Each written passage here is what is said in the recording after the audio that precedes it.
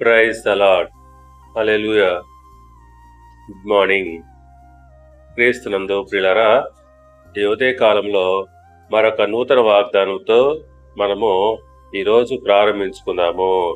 ఈనాటి దేవుని వాగ్దానము సామెతల గ్రంథము 9వ అధ్యాయము 11వ వచనము.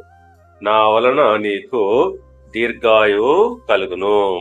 ప్రియులారా, ఇది దేవుని పట్ల భయభక్తులున్న వారికి పాత నిబంధనలో చాలా చోట్ల ఇచ్చిన వాగ్దానము. క్రొత్త నిబంధనలో దీన్ని అంతగా నొక్కి చెప్పలేదు. నిత్య జీవము, శాశ్వత జీవాన్ని గురించి వాగ్దానం చేశాడు. అవును, సామెతల గ్రంథము 3వ అధ్యాయము 2వ వచనం ప్రకారంగా అవి దీర్ఘాయువును, సుఖజీవముతో గడుచు సంవత్సరములను, శాంతిని నీకు కలుగజేయును.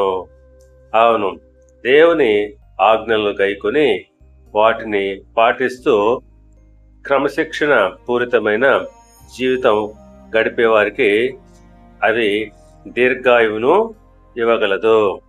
కనుక పిల్లరా, ఏ కాలంలోనైనా దేవుని యందు భయభక్తులు గల వారికి ఆయన దీర్ఘాయువును, సుఖజీవమును దయచేయును.